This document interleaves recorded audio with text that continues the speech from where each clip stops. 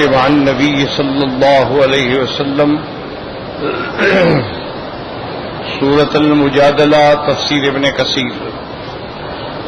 الحمد للہ رب العالمین والصلاة والسلام علی اشرف الانبیاء وسید المرسلین سیدنا محمد وعلی آلہ واصحابہ اجمعین۔ اللهم صل على سيدنا محمد وعلى آل سيدنا محمد كما صليت على إبراهيم وعلى آل إبراهيم في العالمين إنك حميد مجيد۔ أعوذ بالله من الشيطان الرجيم، بسم الله الرحمن الرحيم۔ يا أيها الذين آمنوا إذا ناجيتم الرسول فقدموا بين يدي نجواكم صدقة ذلك خير لكم وأطهر فإن لم تجدوا فإن الله غفور رحيم۔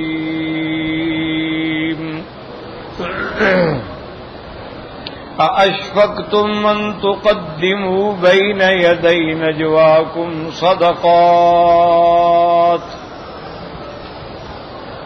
فإذ لم تفعلوا وتاب الله عليكم فأقيموا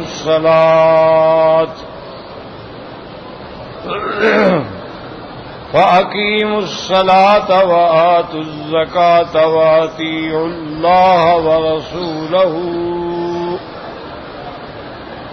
والله خبير بما تعملون۔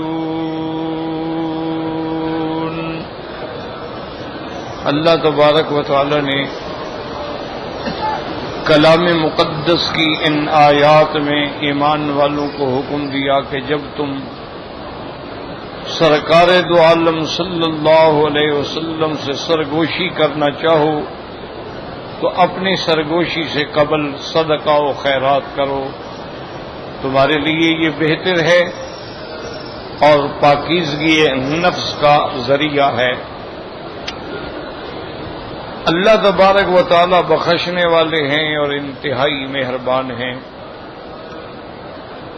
پھر ارشاد ہوا کہ اشفقتم، تم ڈر گئے، گھبرا گئے کہ حضور سے سرگوشی کرنے سے پہلے صدقات و خیرات کرو۔ فَإِذْ لَمْ تَفْعَلُوا، پس تم نہ کر سکے، اللہ نے تم پر مہربانی فرما دی۔ فَأَقِيمُوا الصَّلَاةَ، نمازیں قائم کرو، وَآتُوا الزَّكَاةَ، زکوٰۃ ادا کرو، وَأَطِيعُوا اللَّهَ وَرَسُولَهُ، اللہ کے رسول کی اطاعت کرو۔ اللہ جانتے ہیں جو تم اعمال کرتے ہو۔ اس سے پہلے اللہ نے فرمایا تھا کہ جب تم کو مجلس میں کہا جائے کہ بھئی تھوڑی وسعت پیدا کرو تو وسعت پیدا کرو، ایک دوسرے کو جگہ دو، اور جو آدمی ایک دوسرے کے لیے گنجائش پیدا کرتے ہیں اللہ ان کے لیے رحمت فرماتے ہیں، ان کے لیے بھی مشکلات میں آسانی پیدا کر دیتے ہیں۔ اور جب تم کو کہا جائے بھی کھڑے ہو جاؤ نماز کے لیے، جہاد کے لیے، اللہ کے احکام کی تعمیل کے لیے کھڑے ہو جاؤ۔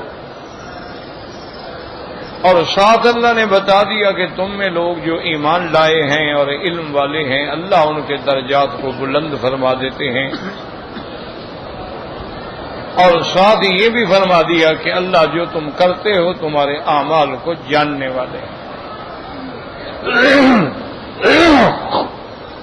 ان ساری آیات میں آداب سکھلائے جا رہے ہیں مجالس رسول اللہ کے صلی اللہ علیہ وسلم اور مناجات رسول اللہ۔ اب اللہ نے ایک حکم دیا کہ ایمان والو، اذا ناجیتم الرسول، جب حضور سے کسی بات میں سرگوشی کرنا چاہو تو سرگوشی سے پہلے اللہ کے راستے میں خیرات کرو۔ تو ان آیات کے نازل ہونے کا جو سبب ہے علماء فرماتے ہیں، ایک سبب تو یہ ہے کہ بعض منافقین جو تھے وہ اپنے نفاق کو چھپانے کے لیے زیادہ سے زیادہ حضور کے قریب آتے اور حضور سے بات کرتے، سرگوشی کرتے، یعنی یہ ظاہر کرتے کہ ہم بڑے پکے مومن ہیں۔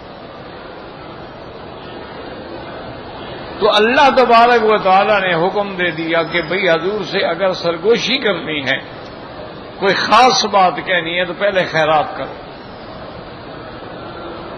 اب منافقین تو اصل میں تو بات کرنا ہی نہیں چاہتے تھے، وہ تو لوگوں کو دکھاتے تھے نا۔ تو اب جب صدقے کا حکم ہوا تو وہ ٹھنڈے پڑ گئے کہ بھئی اب تو بات کرنے سے پہلے خرچ کرنا پڑے گا۔ تو بعض علماء نے تو سبب نزول یہ رکھا ہے، اور بعض علماء نے ایک دوسرا قول بھی بیان فرمایا ہے کہ حضور صلی اللہ علیہ وسلم سے جو صحابہ تھے، مومنین تھے، جو بڑے بڑے ماشاء اللہ ذی عز و وقار تھے، وہ تو آگے حضور سے بات کر لیتے تھے، اور غریبوں کو موقع ہی نہیں ملتا تھا۔ جو غریب صحابہ تھے، جو فقراء صحابہ تھے، ان کو موقع ہی نہیں ملتا، تو ان کے دل میں بھی بڑی حسرت ہوتی، یا اللہ تیری مرضی ہے، تو نے ہمیں غریب بنا دیا، فقیر بنا دیا، تو جو چاہے۔ اب ہمیں تو موقع ہی نہیں ملتا، بڑے بڑے آ کے حضور کے ساتھ بیٹھ جاتے ہیں۔ تو اللہ نے یہ حکم نازل فرمایا کہ بھئی جس نے سرگوشی کرنی ہے خیرات کرو۔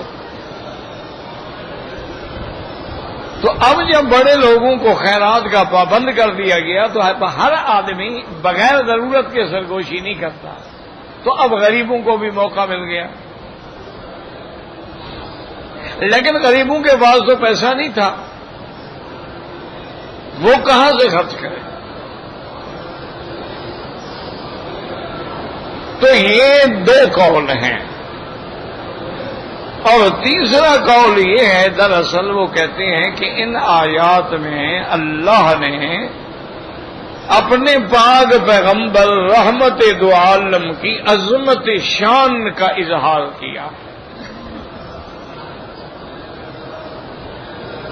اور اللہ نے آداب سکھلائے ہیں تاکہ لوگوں کے دل میں حضور پاک کی عزت، عظمت اور شان جو ہے وہ اجاگر ہو جائے۔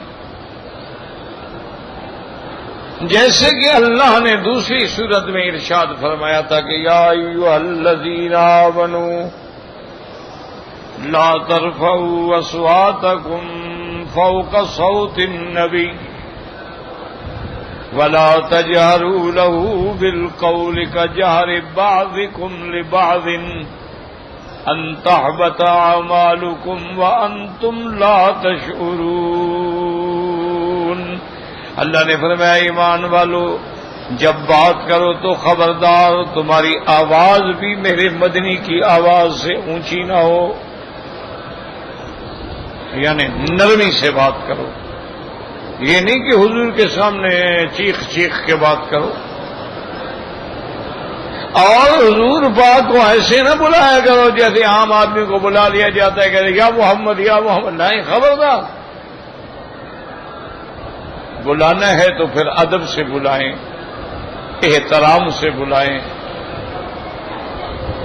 اور اگر تم نے کوئی ایسی غلطی کی انتحبط اعمالکم، میں تمہارے سارے عمل برباد کر دوں گا، یعنی کہ ایک عمل اعمالکم، یعنی آج تک تم جتنے عمل کر چکے ہو سب کے سب برباد ہو جائیں۔ اسی لیے علماء فرماتے ہیں کہ اگر حضور کی آواز سے آواز اونچی ہونے پر سارے اعمال برباد ہو جاتے ہیں تو حضور کی مخالفت کرنے پر کیا حال ہوگا؟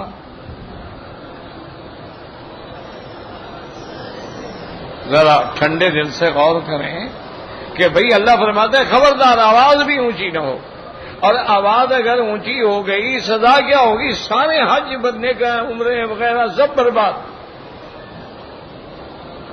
تو اگر اللہ نہ کرے ہم حضور کی ہر عمل میں مخالفت کریں، شکل میں مخالفت، سیرت میں مخالفت، صورت میں مخالفت، بات میں مخالفت، اٹھنے بیٹھنے میں مخالفت، لباس میں مخالفت، پھر ہمارا کیا ٹھکانہ ہوگا؟ حضور نے فرمایا داڑھی رکھاؤ، ہم نے کہا منڈائیں گے۔ حضور نے فرمایا زمین پہ بیٹھ کے عاجزانہ طریقے سے کھانا کھاؤ، ٹیک لگا کے نہ کھاؤ، ہم نے کہا جی ہم تو ٹیبل اور چیئر پہ بیٹھیں گے، کرسی پہ۔ حضور نے فرمایا دائیں ہاتھ سے کھاؤ، ہم نے کہا جی ہم تو بائیں ہاتھ میں چھری پکڑیں گے۔ حضور صلی اللہ علیہ وسلم نے فرمایا کہ کافروں کی لباس میں مشابہت نہ کرو، ہم نے کہا جی ہم تو ایسے کپڑے اور سوٹ اور پہنیں گے کہ کوئی فرق ہی نہ کر سکے کہ یہ انگریز ہے یا مسلمان ہے۔ حضور نے فرمایا کہ نشہ حرام ہے، ہم نے کہا جی ٹھیک ہے، اور خمر حرام ہے نا، وسکی ہم پیتے ہیں، ہم تو بیئر پیتے ہیں۔ حضور نے فرمایا کہ بے جا نام و نمود کے لیے پیسہ خرچ نہ کرو، ضائع نہ کرو، ہم نے کہا کمال ہے، ایک بیٹا ہے، بیٹی ہے، شادی ہے، اب دنیا کو کیا ناک کٹوا دیں؟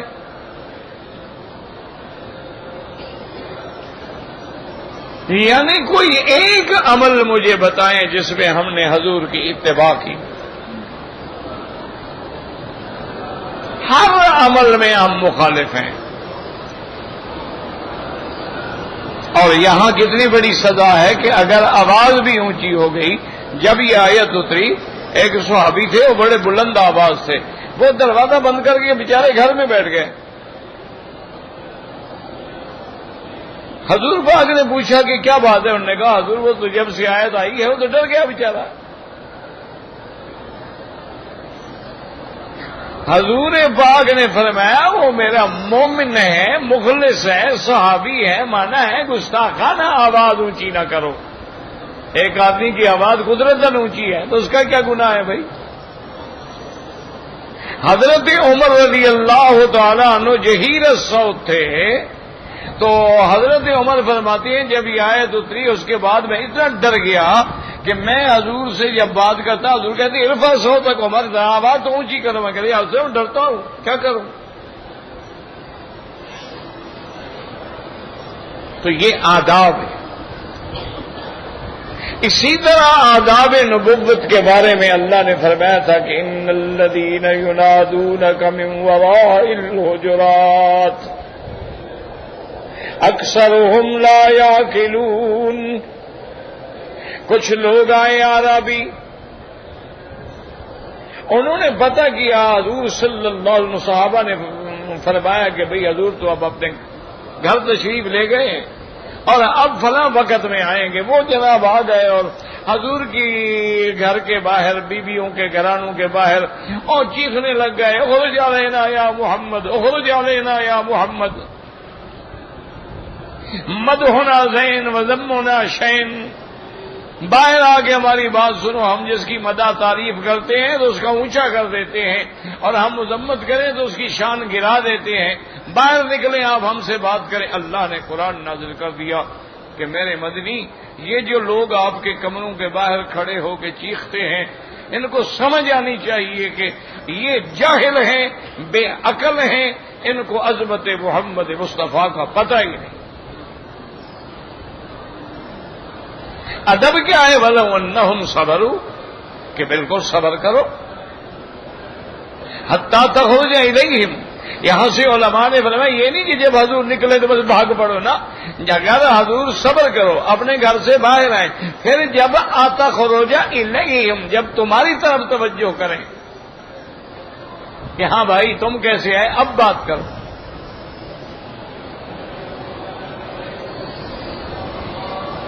تو اسی لیے یہ بھی بے ادبی میں شامل ہے کہ اگر حضور اپنے کمرے میں بیٹھے ہیں، زندہ ہیں، لیکن کسی کو حق نہیں کہ باہر کھڑے ہو کے کہے کہ جی آؤ باہر آؤ باہر آؤ، انتظار کریں۔ اسی سے علماء نے فرمایا کہ ہمارے حضرات غور کریں کہ اگر حضور کے گھر کے باہر کھڑے ہو کر حضور کو گھر سے بلانا جو ہے آداب کے خلاف ہے، تو یہ لوگ جو اپنے ملک میں خیراتیں کر کے نبی کو بلا لیتے ہیں میلاد پہ، ان کا کیا ہوگا؟ اللہ تو فرماتے ہیں میرا مدنی گھر میں موجود ہے، مت بلاؤ، خبردار، انتظار کرو۔ اور ہم تو اپنے ملک میں ماشاءاللہ جلسے کرتے ہیں، جلوس نکالتے ہیں، اور پھر عقیدہ رکھتے ہیں حضور آ گئے ہیں، کھڑے ہو جاؤ۔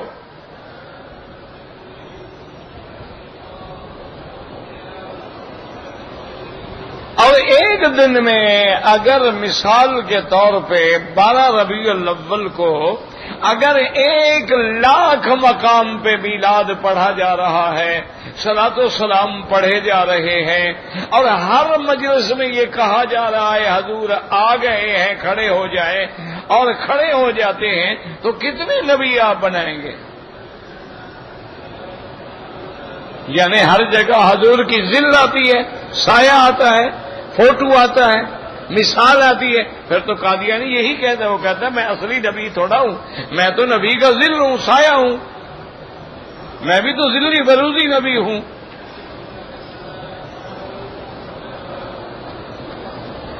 اور اگر کوئی یہ کہے کہ نہیں جناب وہابیوں کو کیا پتا، حضور پاک کی روح مبارک آتی ہے،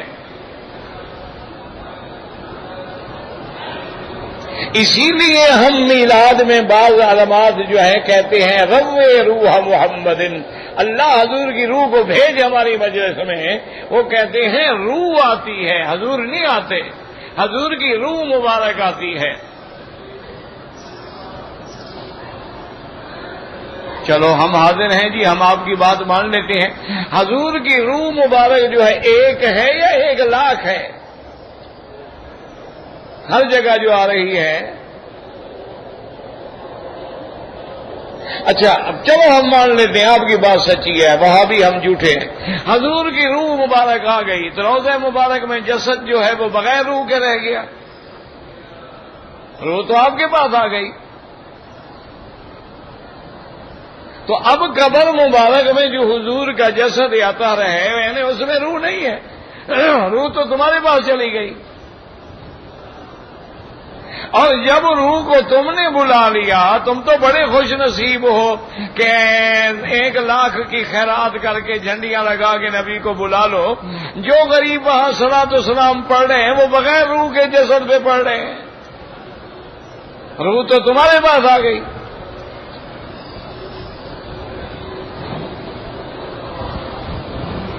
خدا کا خوف کریں، اگر قبر نہیں آئے گی، حشر نہیں آئے گی، وہاں یہ حلوہ چھڑوائے گا، مرنا نہیں ہے، اللہ کے دربار میں نہیں جانا ہے، یہ کون سا محبت کا انداز ہے؟ یہ محبت کا انداز جو ہے، حضرت حسین نے بھی نہیں کہا کہ حضور کی روح آج کربلا میں آئی تھی، حضرت عائشہ کی جڑائی ہوئی، انہوں نے بھی نہیں کہا کہ حضور کی روح میرے پاس آئی تھی، صحابہ پہ بڑے بڑے امتحان آئے ہیں، لیکن انہوں نے بھی نہیں کہا کہ حضور کی روح مبارک آئی ہے۔ تو یہ آداب اور آداب محبت کے بھی خلاف ہے، محبت اسی کے نام ہے کہ کعبہ کعبے کی جگہ پہ رہے اور ساری کائنات چل کے کعبے کی طرف آئے۔ یا تو کا رجالن والا کل ضامر یاتین من کل فج عمیق، اللہ نے فرمایا ابراہیم آواز دو، ہر جگہ سے سواریوں پہ پیدل لوگ بھاگے آئیں گے، کعبہ کعبے کی جگہ ہو اور کائنات محتاج ہو کے آئے، اور میرا مدنی روضے میں ہو اور ہم سب سلام کے لیے حاضر ہوں، نہ کہ ہم کعبے کو بھی بلا لیں اور محمد مصطفیٰ کو بھی بلا لیں۔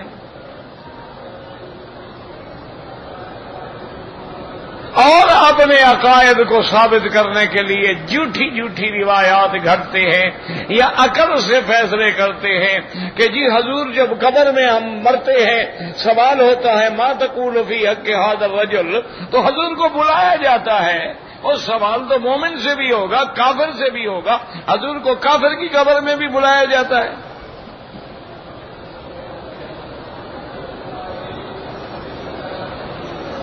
اور میرا تو ایمان ہے کہ اگر حضور کے ہاتھ لگ جائیں نا،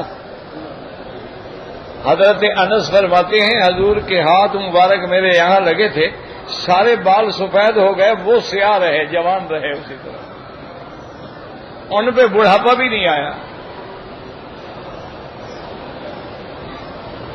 اور حضرت علی فرماتے ہیں حضور کے پاؤں جو میرے سینے کو لگے اس کی ٹھنڈک میں آج تک نہیں بھولا۔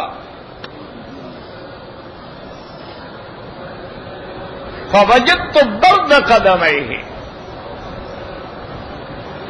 اس پر بھی بہت بڑا علم ہے، اللہ توفیق دے کہ حضور کے پاؤں ٹھنڈے کیوں تھے۔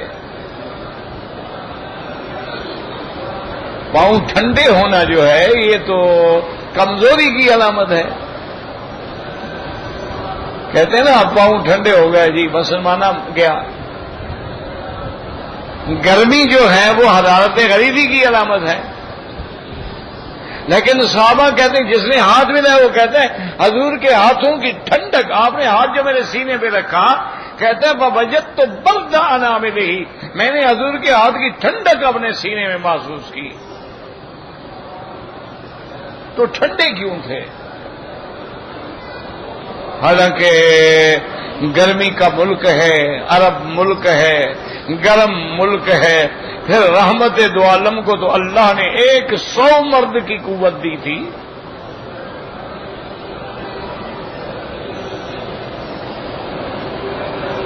تو یاد رکھیں، بحث علمی تو بہت لمبی ہے، لیکن چھوٹی سی بات یاد رکھ لیں کہ اصل بات یہ ہے کہ اللہ تبارک و تعالی گرمی عذاب کی علامت ہے اور ٹھنڈک رحمت کی علامت ہے۔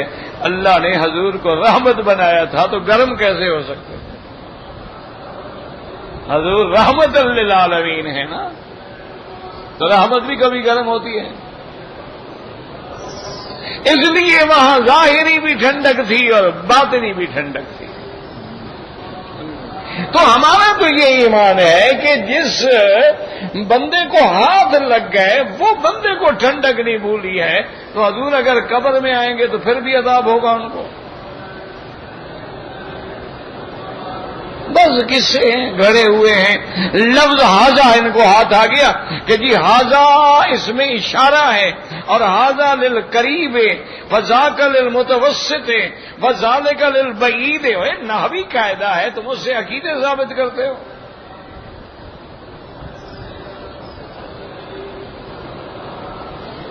اور یاد رکھیں کہ کبھی کبھی قرب کا معنی یہ ہوتا ہے کہ وہ چیز اتنی مشہور ہے کہ نام لینے سے گویا سامنے آ جاتی ہے، جیسے اللہ نے فرمایا الم تر کیف فعل ربک باصحاب الفیل۔ اللہ نے فرمایا میرے مدنی کیا آپ نے دیکھا، کیا آپ نے نہیں دیکھا قصہ اصحاب ہاتھیوں والے بادشاہ کا؟ تو حضور تو موجود ہی نہیں تھے، دیکھنے کا کیا مانا؟ حضور تو اسی سال پیدا ہوئے ہیں، ولد سنۃ الفیل، جس سال ہاتھی آئے ہیں حضور اسی سال پیدا ہوئے ہیں۔ جب اللہ نے ہاتھیوں کو برباد کیا نا اسی سال میرے مدنی پاک کی ولادت ہے، اور تمہیں میلاد کا کیا پتا؟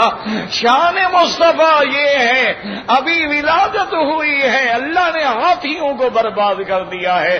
مکے والوں یاد رکھو جس کے آنے سے ہاتھی والے برباد ہو گئے تم بھی مخالفت کرو گے تو مٹ جاؤ گے۔ سبق دیا اللہ نے، میرے مدنی کے میلاد سے سبق سیکھو، عبرت پکڑو۔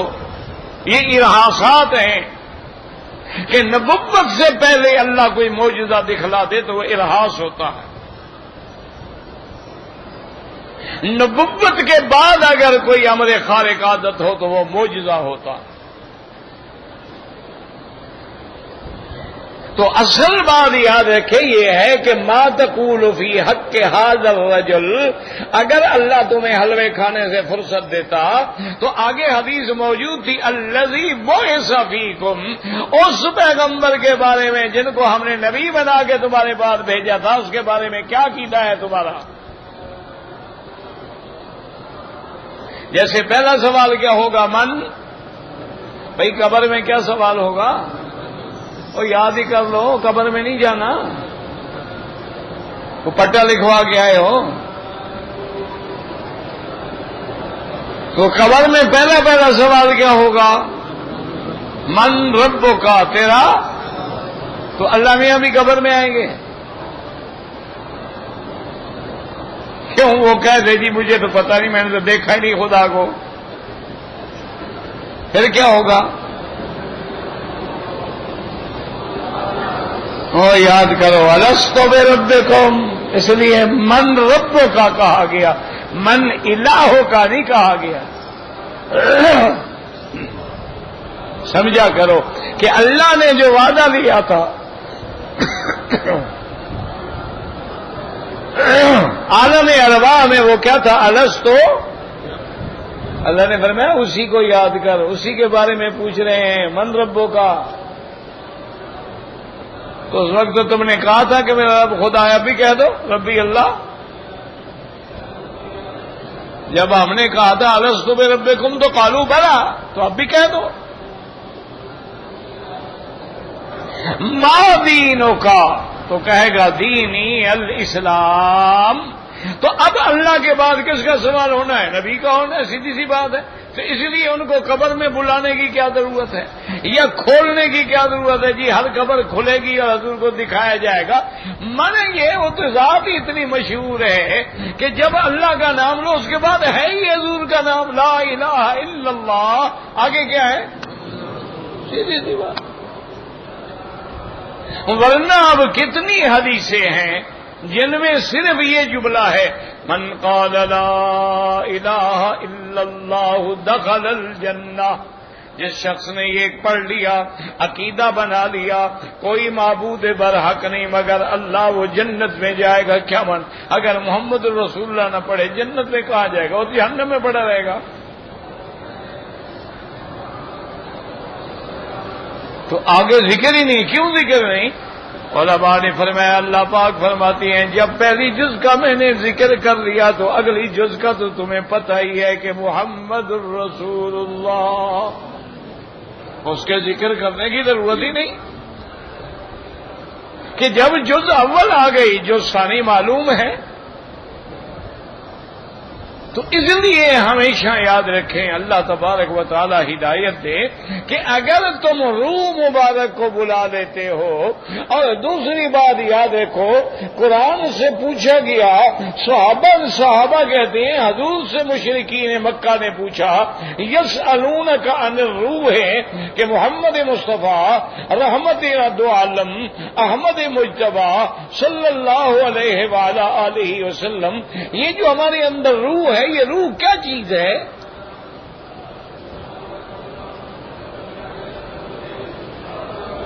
مشرکین مکہ نے پوچھا کہ یسألونک عن الروح، کہ یا محمد عربی صلی اللہ علیہ وسلم یہ روح کیا ہے؟ تو اللہ کے پیغمبر نے فرمایا، میرے اللہ کہتے ہیں قل الروح من امر ربی وما اوتیتم من العلم الا قلیلا۔ اللہ نے فرمایا میرا مدنی آپ ان کو کہہ دو کہ روح میرے رب کے امر کا نام ہے، میں نہیں جانتا، اور جو تم علم دیے گئے ہو وہ اللہ کے علم کے مقابلے پہ بالکل تھوڑا سا ہے۔ تو اللہ کے نبی نے فرمایا اللہ کے سوا روح کو کوئی نہیں جانتا، یہ روح امر ربی ہے، یہ ایسی لطیف چیز ہے کہ اللہ کے سوا کوئی جانتا نہیں ہے۔ تو جب اللہ کے سوا کوئی نہیں جانتا، تم میلاد کی مجلسوں میں حضور کی روح کو بلا کے کیسے پہچان لیتے ہو؟ اللہ کا نبی فرماتا ہے بھی روح کو ہم نہیں جانتے کہ روح کیا چیز ہے۔ ایک ایسی لطیف چیز ہے، روح ہے، چیز ہے، روح جب نکالی جاتی ہے تب موت آتی ہے، اور روح کو علیین میں لیا جاتا ہے، روح کو سجین میں لے جاتے ہیں، فرشتے کفن میں لپیٹتے ہیں، لیکن ہے کیا اللہ کے سوا کوئی؟ تو تمہیں کیسے پتہ لگی ابھی حضور کی روح آ گئی ہے؟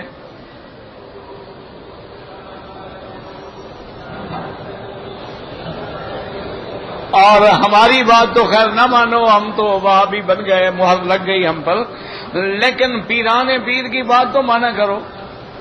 حضرت پیران پیر سید عبد القادر جیلانی رحمت اللہ علیہ فرماتے ہیں کہ اگر کوئی آدمی نکاح کرے اور کہے کہ میں اپنے نکاح کا گواہ خدا کو بناتا ہوں اور اللہ کے نبی کو گواہ بناتا ہوں اور کوئی گواہ نہیں ہے، تو فرمایا وہ کافر ہو جاتا ہے کہ اس نے نبی کو کیسے حاضر ناظر کر لیا۔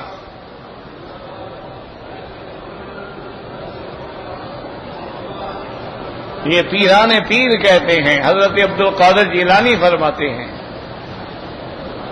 کہ جو آدمی یہ سمجھے کہ اللہ بھی موجود ہے اور دوسرا نبی میرا گواہ ہے اور جی اللہ رسول کو گواہ بنا کے ہم نے نکاح کیا، انہوں نے فرمایا کافر ہو گیا سیدھا۔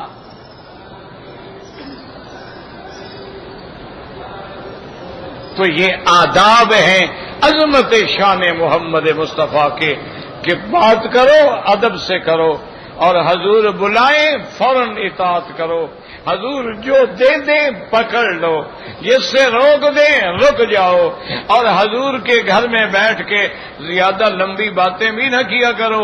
ولا مستانسین لحدیث، تم اپنے قصے شروع کر دو، ذالکم یؤذی النبی، اس سے تم اللہ کے نبی کو پریشان کرتے ہو۔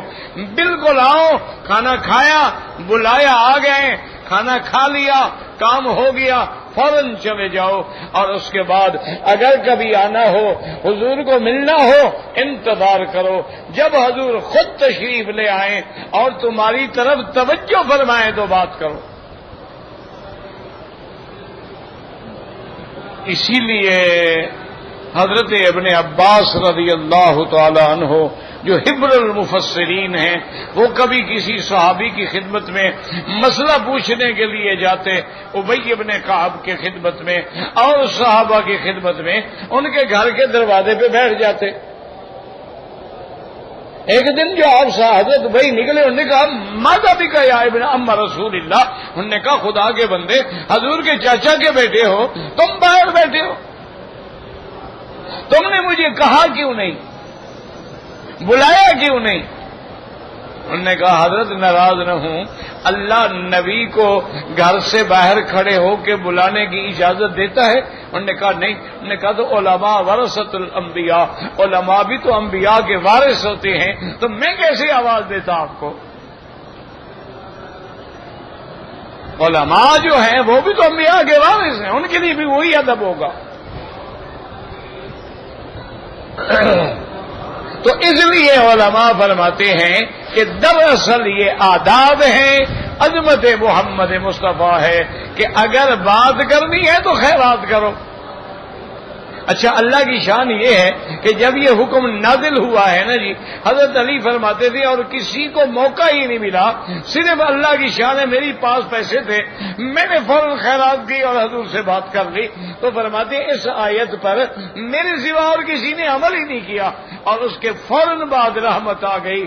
اللہ پاک نے فرمایا کہ اگر تم نہیں کر سکے ہو، میں جانتا ہوں، چلو ہم نے معاف کیا ہے اور ہم بخش دیا ہے، ہم مہربانی کرنے والے ہیں، کیونکہ تمہارے لیے یہ بات بڑی مشکل تھی کہ جب ملیں، جب بات کریں، خیرات کریں، تو اللہ تبارک و تعالی نے اس حکم کو منسوخ فرما دیا۔ بعض علماء فرماتے ہیں کہ چند مہینے کے بعد، اور بعض علماء فرماتے ہیں کہ 10-15 منٹ کے بعد ہی حکم منسوخ ہو گیا، اور بعض علماء فرماتے ہیں اس میں ناسخ منسوخ کی بات ہی نہیں ہے، یہ تو آداب تھے، اس کے بعد اللہ کی رحمت آ گئی، تو اس میں کوئی ناسخ نہیں، کوئی منسوخ نہیں، ایک ادب کا طریقہ تھا، لیکن اللہ نے مہربانی کر کے اپنے بندوں سے رعایت کر دی، اور ساتھ یہ بھی بتا دیا کہ اللہ بخشنے والے ہیں، اور اللہ تبارک و تعالی جو ہے انتہائی مہربان ہیں اور رحمت فرمانے والے ہیں۔ اور اس کے بعد فرمایا کہ چلو یہ تو آداب تھے نا، لیکن جو اصل ہے اس کو قائم رکھو، اقیم الصلاۃ۔ اور یاد رکھو جہاں جہاں قرآن پڑھو گے نا تو لفظ آتا ہے اقیمو، یقیمون، اقیم الصلاۃ، مقیمی الصلاۃ، سارا قرآن پڑھو۔ کسی جگہ اللہ نے یہ نہیں کہا نماز پڑھو نماز پڑھو نماز پڑھو، کسی جگہ نہیں، پر میں نماز قائم کرو۔ نماز قائم کرنے کا کیا معنی ہے کہ اس کے تمام ارکان، تمام شروط کے ساتھ، تمام اوقات کے مطابق کسی چیز کو قائم کرنا ہو تو قائم تو تب ہوگا نا جب سیدھا کرو گے۔ اگر ٹیڑھا ہو کیسے قائم ہوگا؟ اگر پڑا ہوا ہو تو کیسے قائم ہوگا؟ قائم کا معنی کیا ہے؟ یعنی اقیموہا فی اوقاتہا بحدودہا وارکانہا وواجباتہا، کہ نماز کو ٹھیک ٹھیک وقت میں اور تمام فرائض واجبات سنن کے مطابق ادا کیا کرو۔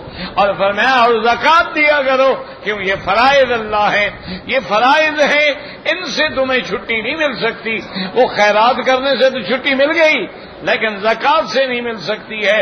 اور ہر حال میں اللہ کے رسول کی اطاعت کرو، اور اللہ جانتے ہیں جو تم کر رہے ہو، تو تمہارے ہر عمل کو اللہ جاننے والے ہیں۔ واللہ اعلم۔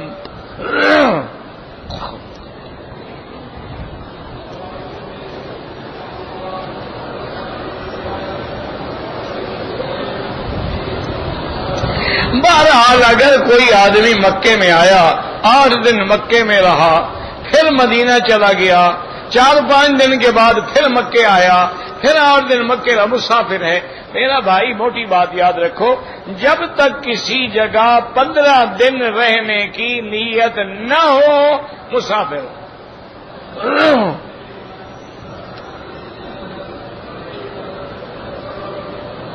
کہتے جی کہ بھائی اپنی بہن کو ملنے کے لیے آئے تو کیا بہن اپنے بھائی کا بوسہ لے سکتی ہے؟ بالکل نہیں، بالکل ناجائز ہے۔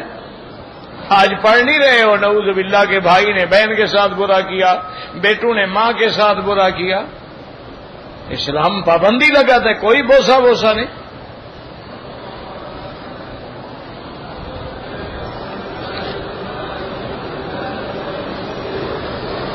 کہتے جی کہ آپ کے سوالات و جوابات کے بارے میں، میرا بھائی یاد رکھو میں نے تو کتابیں نہیں لکھی ہیں، البتہ بعض میرے ساتھی دوست پڑھنے والے جو ہیں وہ میری کیسٹوں سے نقل کر کے کتابیں بنا دیتے ہیں۔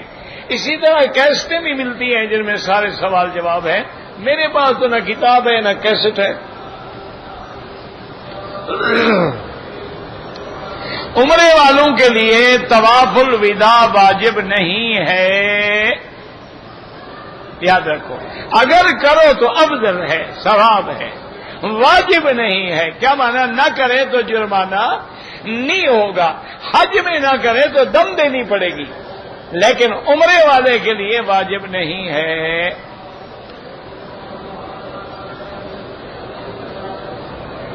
جماعت کھڑا ہو جاتا ہے، اقامت ہو جاتا ہے، امام آیا کمر نے کہا السلام علیکم، کوئی حرج نہیں، ورنہ اصول یہ ہے کہ نہیں کہنا چاہیے۔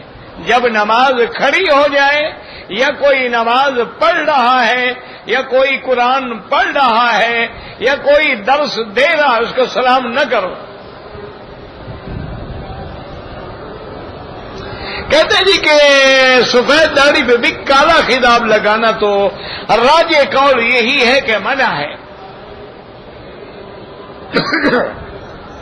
لیکن کالے کے علاوہ آپ کوئی بھی رنگ لگا سکتے ہیں، مہندی کا لگائیں اور کوئی ڈارک براؤن لگا لیں، کالا نہ لگائیں۔ کالا کہتے ہیں کہ سب سے پہلا رنگ کالا جو ہے نا بالوں کو فرعون نے لگایا تھا۔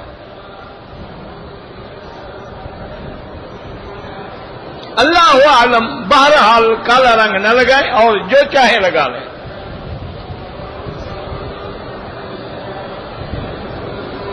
کالا رنگ لگانے سے وضو نہیں ہوتا ہے؟ کیوں نہیں ہوتا ہے؟ وضو تو ہوتا ہے۔ رنگ لگانے سے مہندی لگاتے ہیں تھوڑا کہ وضو نہیں ہوگا۔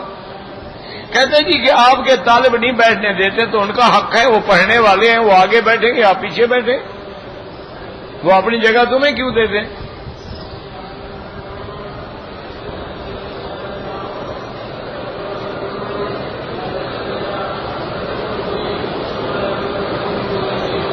کہتے جی کہ امام حسین کربلا کے میدان گئے تھے ٹھیک ہے. امام حسین رضی اللہ تعالی عنہ یاد رکھو مجتہد تھے، اور پھر حضرت امام حسین مظلوم شہید ہوئے ہیں. کیوں؟ امام حسین نے جھگڑا ختم کر دیا تھا. آپ نے زیاد کو ابن زیاد کی فوجوں سے کہا تھا کہ بھائی میری 3 شرطیں ہیں، کوئی مان لو. فرمایا یا مجھے یزید کے پاس جانے دو، میں خود یزید سے بات کروں گا، یا مجھے کسی دوسرے ملک کی سرحد کراس کرنے دو تاکہ مسلمانوں میں لڑائی نہ ہو، میں کسی اور ملک میں نکل جاؤں. تیسری بات یہ ہے کہ مجھے مدینہ منورہ واپس جانے دو. ان ظالموں نے تینوں شرطیں ہی پوری نہیں کی تو آپ تو مظلوم ہو گئے.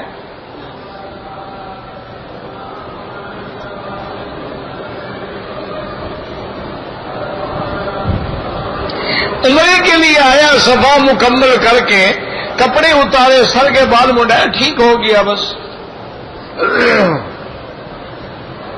اگر دم پڑ جائے اور پیسے نہ ہوں، جب اللہ پیسے دے اپنے ملک سے بھیج کے کرا دینا. اور اگر بالکل غریب ہو 10 روزے رکھ لو.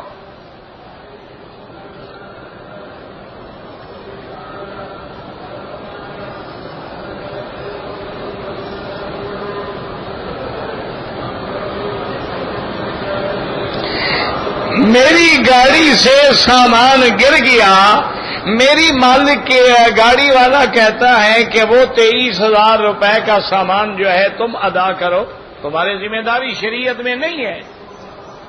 گویا اس کی امانت تمہارے پاس تھی، قرضہ تو نہیں ہے نا. تو جب امانت ضائع ہو جائے تو اس کی ضمان نہیں ہوتی.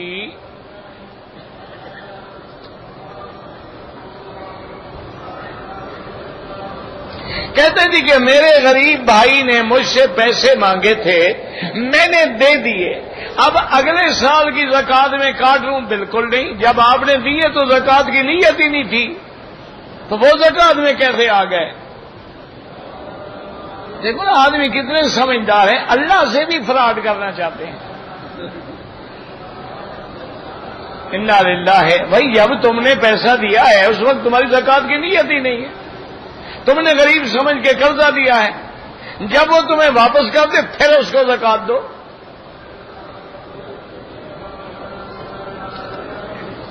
غیر مسلمان جو ہیں اگر زمزم مانگیں دے سکتے ہیں، بالکل دے سکتے ہیں. ابو جہل کیا پیتا تھا؟ زمزم ہی تو پیتا تھا. اگر آج کا ابو جہل بھی کوئی پی لے گا تو کیا ہو جائے گا؟ بہرحال علماء نے یہ لکھا ہے کہ جب ہندو ہے یا کافر ہے زمزم مانگا ہے آپ دیں، اور نیت یہ کریں کہ اللہ اس زمزم کی برکت سے اس کو اسلام نصیب فرما.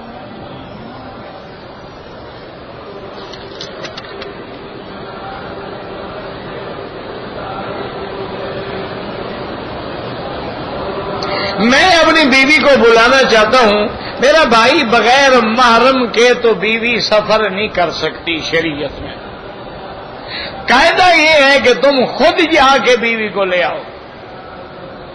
لیڈیز گروپ میں آنا جانا کوئی اعتبار نہیں. آج داڑھی والوں کا اعتبار نہیں تو لیڈیز گروپ کا کیا اعتبار ہے؟ بغیر محرم کے سفر کرنا منع ہے.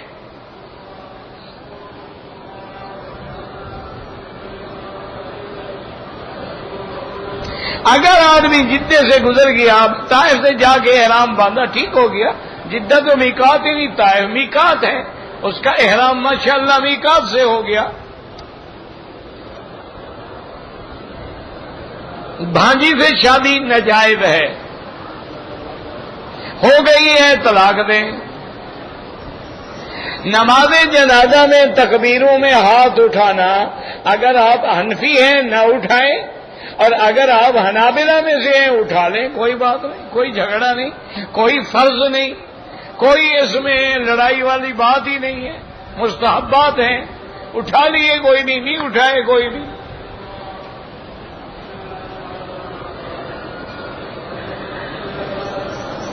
ہم تمام بھائی اپنے مال کی زکات اکٹھی کرتے ہیں. اگر بہنیں غریب ہیں بالکل دے سکتے ہو.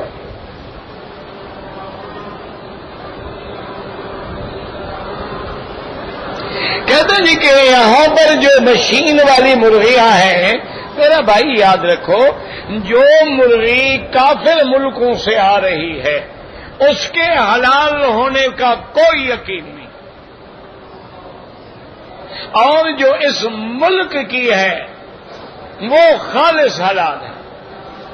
جب بھی آپ جائیں تو پتہ کریں، پوچھیں، معلومات کریں، تاکہ بلا وجہ، دیکھو نا کافر ملک ہیں، 1,00,000 مرغی روز کی سپلائی ہوتی ہے، 1,00,000 مرغی کو ذبح کریں شریعت کے مطابق تو آپ کتنا ٹائم دیں گے؟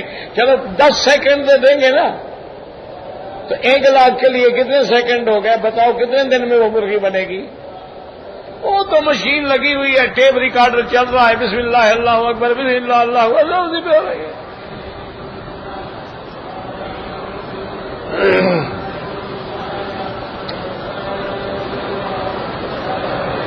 کہتے جی کہ ایک دفعہ بولنے سے بھی طلاق ہو جاتا ہے۔ ہاں جی بالکل ہو جاتا ہے، نہ تو یہ کہاں سے لکھا ہوا ہے کہ 10 دفعہ بولنے سے ہوتا ہے۔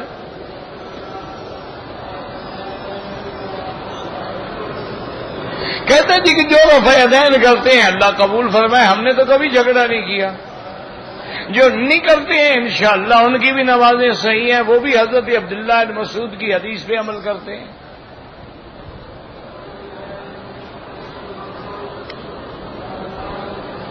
آمین ایسا کہو ٹھیک ہے، زور سے کہو ٹھیک ہے، لڑنے والے اور مولوی بہت ہیں، مجھے کم از کم معاف کر دو۔ آپ نے لڑانا ہی ہے تو اور مولوی بہت ہیں ماشاءاللہ جن کا پیشہ ہی لڑانا ہے۔ ہمارے نزدیک تو یہ مستحب مسائل ہیں۔ آمین زور سے کہو اللہ سنتا ہے، ایسا کہو اللہ سنتا ہے۔ اور ہمارا ایمان ہے کہ آمین کا معنی ہے اللہم استجب، یہ دعا ہے، اور دعا کے لیے قرآن کہتا ہے کہ ایسا مانگو۔ ہمیں تو کوئی جھگڑا ہی نہیں ہے۔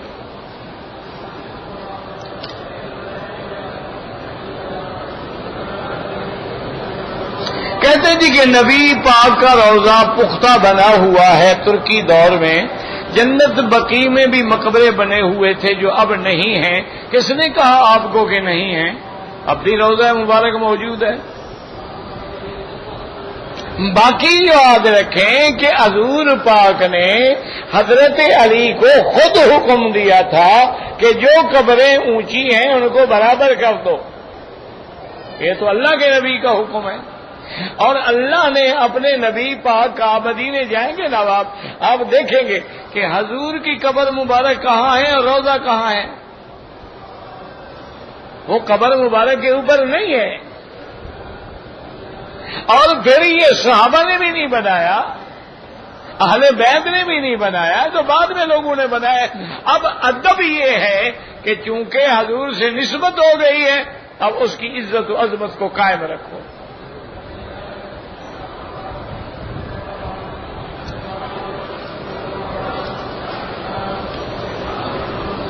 کہتے میں نے طواف کیا، طواف کرنے کے بعد عصر اور مغرب کے درمیان میں نے 2 رکعت پڑھ لی، کوئی بات نہیں، کوئی کفر تو نہیں ہو گیا۔ افضل یہ ہے کہ مغرب کے بعد پڑھو، ورنہ باقی ائمہ کے نزدیک حرم میں ہر وقت جائز ہے، تم نے پڑھ لیا تو کوئی حرج نہیں۔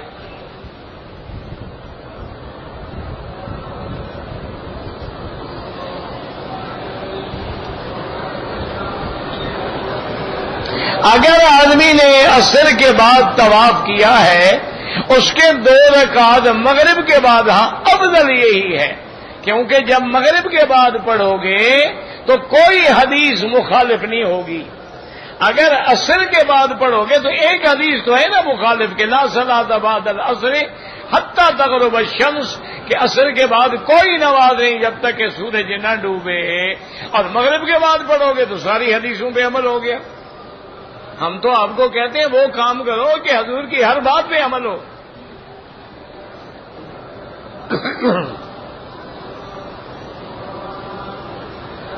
اگر کسی آدمی کو بواسیر کی تکلیف ہے، وہ زمزم کو اسی جگہ استنجے میں بطور علاج استعمال کرے، جائز ہے۔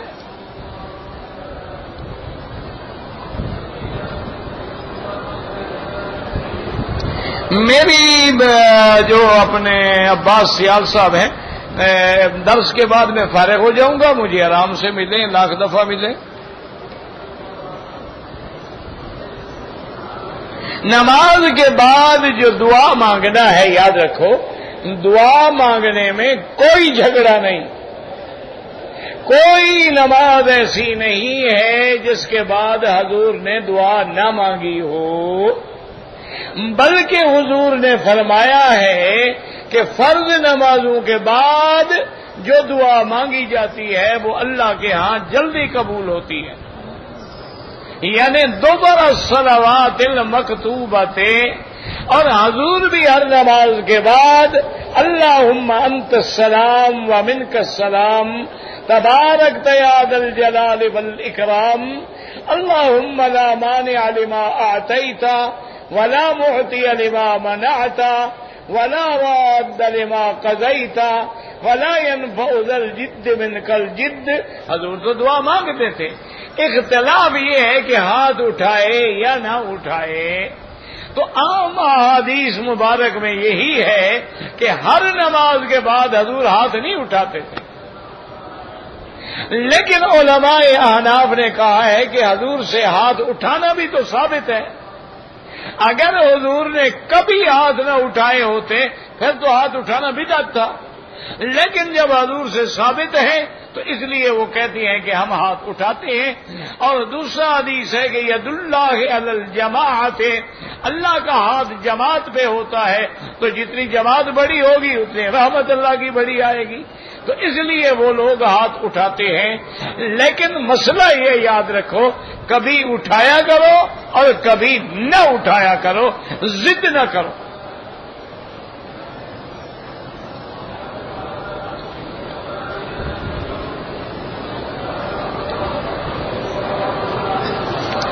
کہتے ہیں جی کہ سعودی عرب میں بعض کمپنیوں سے یا بینکوں سے گاڑیاں قسطوں پہ ملتی ہیں۔ میرا بھائی ایک بات یاد رکھو، مسئلہ سمجھا کرو، خلط ملط نہ کیا کرو۔ یہ دیکھو اینک ہے، آپ نے کہا جی کیا قیمت ہے، میں نے کہا بھی نقد لوگے تو 10 ریال، اور اگر ادھار پہ لیتے ہو تو 15 ریال۔ آپ نے کہا جی میں ادھار پہ دیتا ہوں، میں نے کہا 15 ریال، تو گویا یہ چیز آپ نے 15 ریال میں خریدی ہے، میں نے آپ کو 15 میں بیچی ہے، تو کوئی حرام نہیں۔ حرام تب ہوتا ہے کہ جب آپ بینک سے کہیں کہ ہمیں لون دے دو، میں نے گاڑی لینی ہے، مجھے 5 لاکھ روپے لون چاہیے، قرضہ چاہیے۔ انہوں نے کہا جی قرضہ منظور ہے لیکن آپ 14% سود دیں گے، یہ حرام ہے۔ اگر بینک وہ گاڑی لے لیتا ہے اپنے نام، گاڑی کے کاغذات بینک کے نام ہیں، اب وہ کہتا ہے کہ جی آپ نے گاڑی لینی ہے تو میں یہ 6 لاکھ میں بیچوں گا، لیکن پیسے میں آپ سے 3 سال میں لوں گا، آپ قبول کرتے ہیں تو یہ سود نہیں ہے، گویا آپ کا سودا اسی پہ ہوا ہے۔ ایک بات، دوسری بات بھی یاد رکھ لو، مثلا ایک آدمی کے پاس کھاد ہے، وہ کہتا ہے جی کہ نقد قیمت ہے 600 روپے، ادھار قیمت ہے 1000۔ آپ کہتے ہیں ٹھیک ہے جی 600 روپے لو اور مجھے دے، ہوگا نہیں نہیں نہیں، میں تو ادھار بیچتا ہوں، اب حرام ہے۔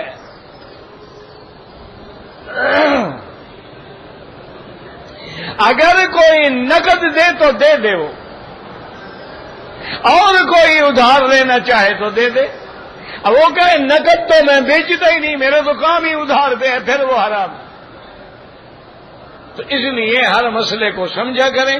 سعودی عرب میں جتنی کمپنیاں ہیں وہ گاڑیاں ان کمپنیوں کے پاس رہتی ہیں، ان کے ملک میں رہتی ہیں جب تک کہ آپ قسط ادا نہیں کرتے، یا بعض کمپنیاں یہ کرتی ہیں آپ کے ساتھ کرایہ طے ہو جاتا ہے، وہ کرایہ نامہ لکھ لیتے ہیں کہ جی آپ مجھے ہر مہینے میں 1500 ریال دیا کریں گے، جب قیمت ادا ہو جائے گی گاڑی آپ کے نام کر دیں گے۔ وہ تو گویا کرایہ لے رہے ہیں، وہ تو سود نہیں لے رہے ہیں۔ تو یہاں الحمدللہ چونکہ اسلام کی حکومت ہے، اسلامی عدالتیں ہیں، قاضی ہیں، وہ کوئی ایسا کام کھلا نہیں کرنے دیتے جو شریعت اسلام کے خلاف ہو۔